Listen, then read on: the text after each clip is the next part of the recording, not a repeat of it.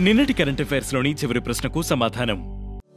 2024-25 ఆర్థిక సంవత్సరంలో అత్యధిక జీఎస్టీ వసూలు చేసిన రాష్ట్రం ఏది? 2024-25 ఆర్థిక సంవత్సరంలో 3,18,497 కోట్లతో అత్యధిక జీఎస్టీ వసూలు చేసిన రాష్ట్రంగా మహారాష్ట్ర నిలిచింది. 2024లో కేంద్ర ప్రభుత్వం జీఎస్టీ ద్వారా 21.36 లక్షల కోట్లు వసూలు చేసింది. ఇది ఇప్పటి వరకు అత్యధికం.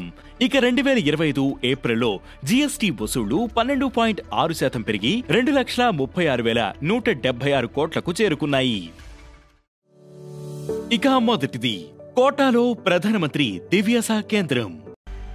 రాజస్థాన్లోని కోటాలో ప్రధానమంత్రి దివ్యసా కేంద్రాన్ని లోక్సభ స్పీకర్ ఓం బిర్లా ప్రారంభించారు. వికలాంగులకు ఎలక్ట్రిక్ స్కూటర్లు, ప్రాస్థెటిక్స్, ఆర్థోటిక్స్ వంటి అధిక నాణ్యతా పరికరాలను పంపిణీ చేయడం, శిక్షణ ద్వారా వారిలో నైపుణ్య అభివృద్ధిని ప్రోత్సహించడం, వికలాంగులు ఇతరులపై ఆధారపడ్డాన్ని తగ్గించడం దీని ఉద్దేశం. ఇక రెండవది, ట్రాకోమా ఫ్రీగా భారత్.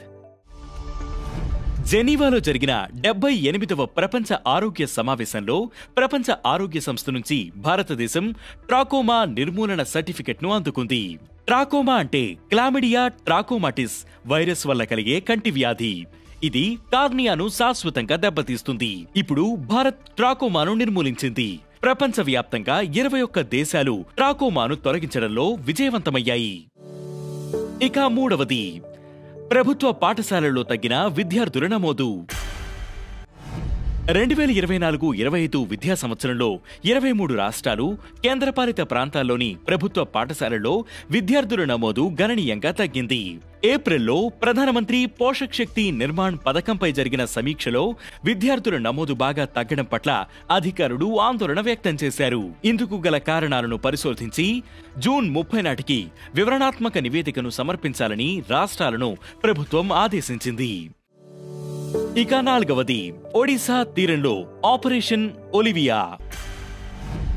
ప్రతి ఏడాది డిసెంబర్ నుంచి మార్చి మధ్యకాలంలో లక్షలాది ఒలివ్ రిడ్లీ తాబేళ్లు ఒడిశా తీర ప్రాంతాల్లో గూళ్లు వేసేందుకు వస్తుంటాయి. అయితే అక్రమ వేట, వాతావరణ మార్పులు ఈ తాబేళ్లను తీవ్రంగా ప్రభావితం చేస్తున్నాయి. వాటిని కాపాడేందుకు ఇండియన్ కోస్ట్ గార్డ్ ప్రతి సంవత్సరం ఆపరేషన్ ఒలివియాను చేపడుతోంది. ఒడిశాలోని రుషికల్యా నది వద్ద 6.98 లక్షల తాబేళ్లను రక్షించినట్లు మే 19న కోస్ట్ గార్డ్ ప్రకటించింది. ఇక ఐదవది, హెచ్సిబిఎల్ కోఆపరేటివ్ బ్యాంక్ లైసెన్స్ రద్దు. లక్నోలోని హెచ్సిబిఎల్ కోఆపరేటివ్ బ్యాంక్ లైసెన్సును రిజర్వ్ బ్యాంక్ ఆఫ్ ఇండియా రద్దు చేసింది.